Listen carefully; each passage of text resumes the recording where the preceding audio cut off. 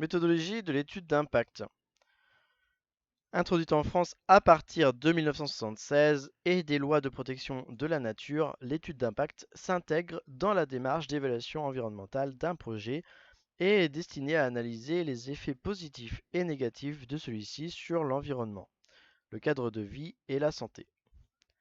Dans cette partie, nous traiterons des aspects généraux de l'étude d'impact que sont le but de l'étude d'impact, l'aspect réglementaire et la démarche générale. Donc le but de l'étude d'impact. L'étude d'impact permet l'évaluation des impacts sur l'environnement des projets et programmes de travaux. On peut distinguer trois objectifs fondamentaux. Concevoir le meilleur projet possible, éclairer l'autorité administrative sur la décision à prendre, informer le public et le faire participer à la décision. Ainsi, si elle est correctement menée, l'étude d'impact vise à dégager le meilleur projet possible à la fois vis-à-vis du maître d'ouvrage, de l'État, de l'opinion publique. Les études d'impact s'inscrivent donc dans le respect des principes fondamentaux du Code de l'environnement, qui sont le principe de précaution, donc l'absence de certitude compte tenu des connaissances scientifiques et techniques du moment ne doit pas retarder l'adoption de mesures effectives et proportionnées visant à prévenir un risque de dommages graves et irréversibles à l'environnement à un coût économiquement acceptable. Et le principe d'action préventive selon lequel il convient de prévenir et de corriger par priorité à la source les atteintes à l'environnement en utilisant les meilleures techniques disponibles à un coût économiquement acceptable. Le principe du pollueur-payeur, les frais résultant des mesures de prévention, de réduction de la pollution et de lutte contre celle-ci sont supportés par le pollueur. Le principe de participation, chaque citoyen doit avoir accès aux informations relatives à l'environnement, y compris celles relatives aux substances et activités dangereuses. Ceci découle d'un principe fondamental fixé par l'article L122-1 du Code de l'environnement, reprenant la loi du 10 juillet 1976, qui stipule les travaux et projets d'aménagement qui sont entrepris par une collectivité publique ou qui nécessitent une autorisation ou une décision d'approbation, ainsi que les documents d'urbanisme doivent respecter les préoccupations de l'environnement. L'aspect réglementaire. La loi du 10 juillet 1976 introduit la notion d'étude d'impact dans les textes réglementaires, voir aussi l'article L123-1 du Code de l'environnement. Les études préalables à la réalisation d'aménagements ou d'ouvrages qui, par l'importance de leur dimension ou leur incidence sur le milieu naturel, peuvent porter atteinte à ce dernier, doivent comporter une étude d'impact permettant d'en apprécier les conséquences. Quels sont les projets soumis à l'étude d'impact? Un certain nombre de décrets et de circulaires régissent l'assujettissement à une étude d'impact. Le décret principal est le 77-1141 du 12 octobre 1977. Sont soumis à l'étude d'impact les projets mentionnés dans la liste de l'annexe 3 du décret du 12 octobre 1977, dont les ICPE, les installations classées pour la protection de l'environnement. Les ouvrages dont le coût global est supérieur à 1 900 000 euros et qui ne figurent pas dans les cas de dispense prévus dans les annexes 1 et 2 du précédent décret sont soumis à la notice d'impact. Donc la notice d'impact, c'est un document plus succinct que l'étude d'impact et assez vague, comprenant les incidences éventuelles du projet sur l'environnement et les conditions dans lesquelles l'opération projetée satisfait aux préoccupations d'environnement.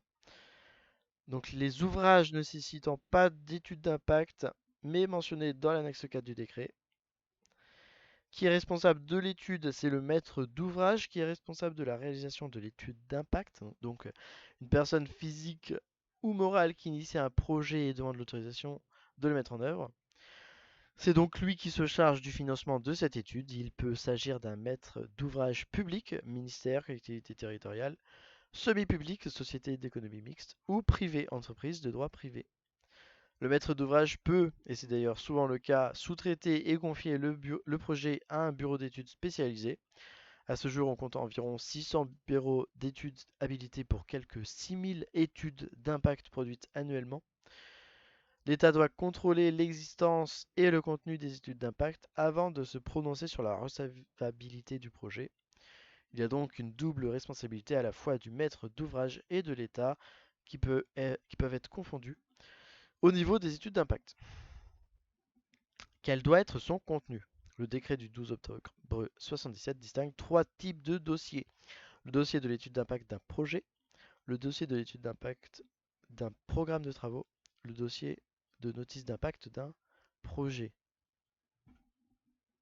Le dossier de l'étude d'impact d'un projet doit comporter une analyse de l'état initial du site et de son environnement, une analyse des effets directs et indirects temporaires et permanents du projet sur l'environnement, une présentation des différentes parties envisagées et des raisons du choix d'un de ceux-ci, les mesures envisagées par le maître d'ouvrage pour supprimer, réduire ou compenser les effets dommageables du projet, une analyse des méthodes utilisées pour évaluer le projet, une analyse des coûts collectifs des pollutions et nuisances et des avantages induits pour la collectivité et une évaluation des consommations énergétiques, uniquement pour les projets d'infrastructure de transport.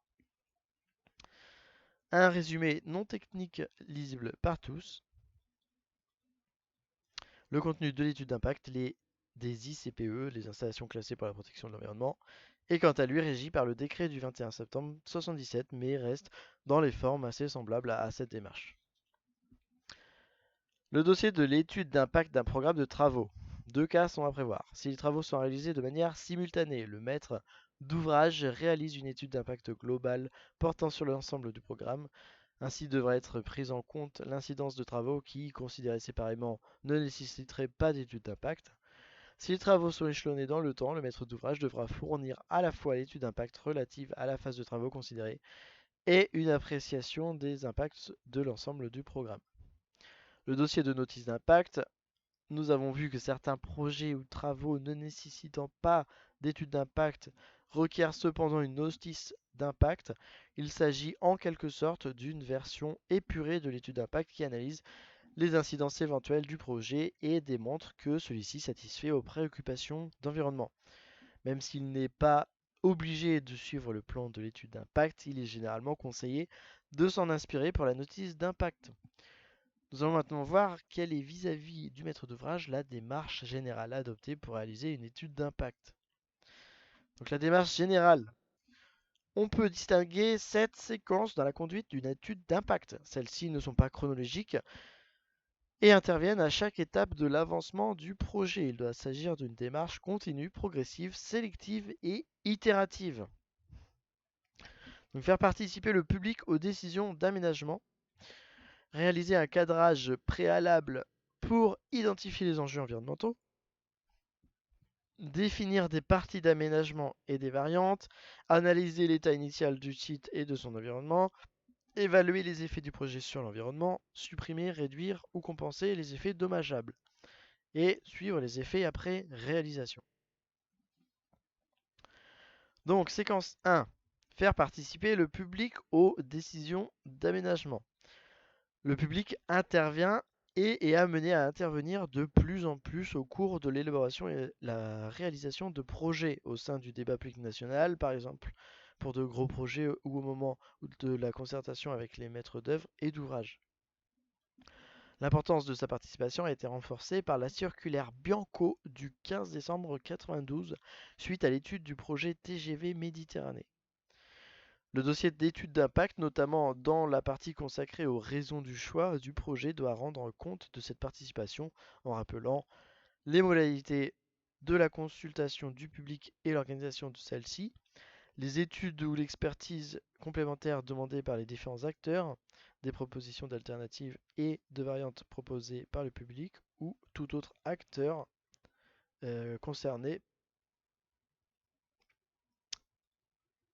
et le bilan de la concertation.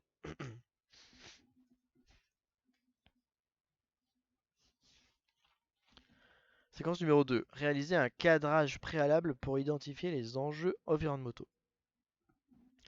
Ce cadrage intervient très en amont du projet et vise à répondre le plus tôt possible à 3 questions. Quels sont les enjeux environnementaux liés à la réalisation du projet? Quels sont les effets? Non. Quels effets principaux le projet risque-t-il d'entraîner sur l'environnement?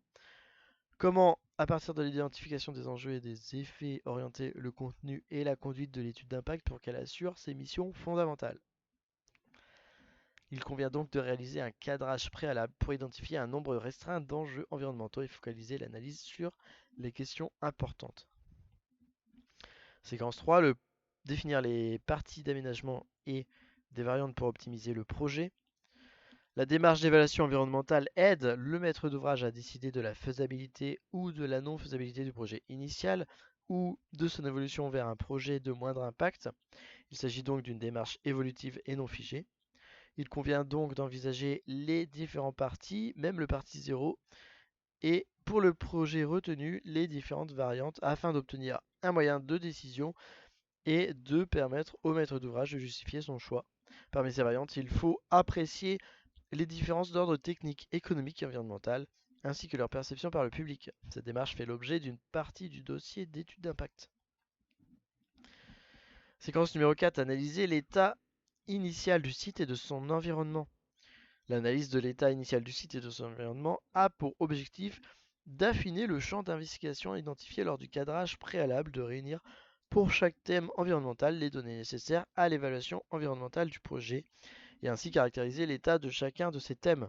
Cette analyse se fonde à la fois sur des données documentaires et sur des investigations sur le terrain indispensables pour mieux cerner la complexité des enjeux environnementaux impliqués dans le projet. Cette analyse doit tenir compte de l'évolution naturelle ou anthropique des milieux dans le temps.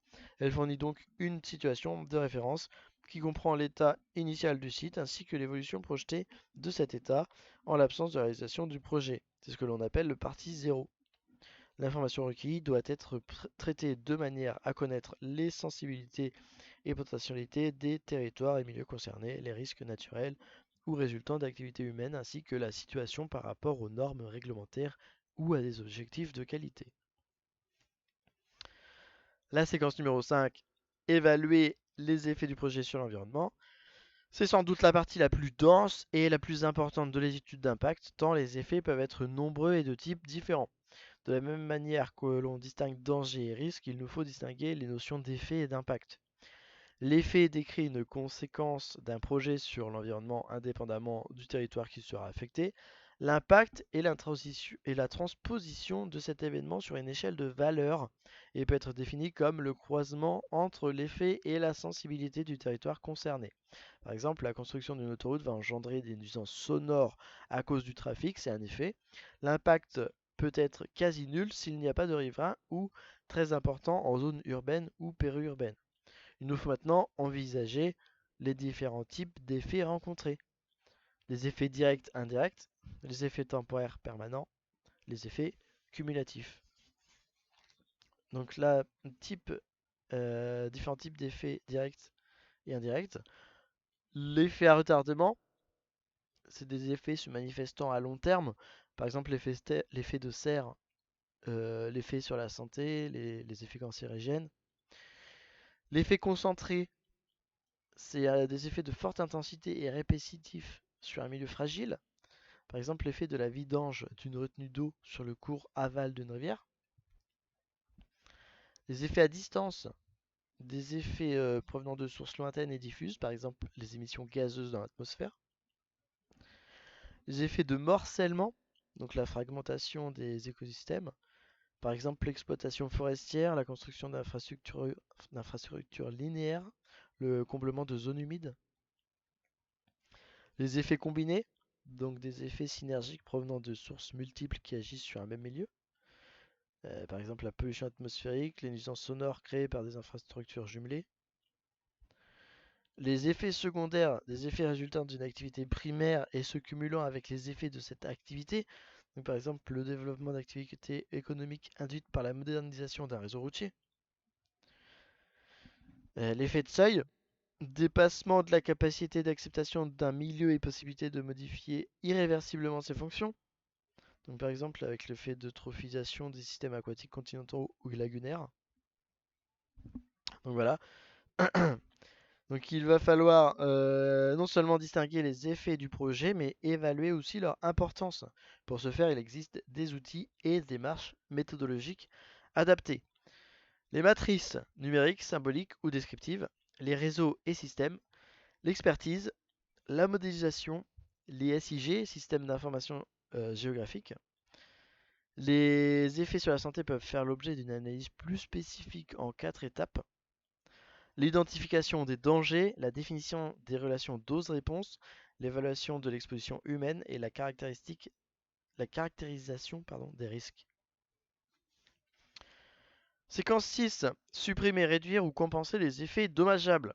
Une fois les effets connus et analysés, le cadre juridique requiert de mettre en place des mesures réductrices ou compensatoires. Décret du 12 octobre 77 et circulaire du 27 septembre 93, entre autres.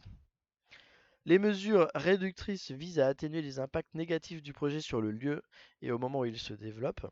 Les mesures compensatoires sont envisageables dans un impact négatif quand un impact négatif ne peut être suffisamment réduit ou que les dommages causés sont irréversibles. Les mesures réductrices et compensatoires doivent être suffisamment précises pour permettre de juger de leur faisabilité effective et engager la responsabilité du maître d'ouvrage. Celui-ci doit démontrer la faisabilité des mesures envisagées au travers d'obligations de résultats et de moyens. Séquence 7. Suivre les effets de l'aménagement après sa réalisation. Le suivi a posteriori accompagne la réalisation du projet aussi bien dans la phase de chantier que lors de son exploitation et des opérations d'entretien. Il permet à la fois de vérifier si les prévisions étaient justes et les mesures réductrices efficaces et de montrer la bonne volonté du maître d'ouvrage. Il appartient à l'étude d'impact de préciser les modalités de ce suivi, paramètres à observer, nature et méthode d'analyse employées. Selon le principe de proportionnalité, les programmes attachés au suivi seront adaptés à l'importance du projet et à ses impacts. Ces différentes séquences correspondent aux différents aspects qui rentrent en considération lors d'une étude d'impact et il serait intéressant de comparer ces dispositions théoriques avec sa réalisation pratique dans le cadre, par exemple, de la gare TGV d'Avignon.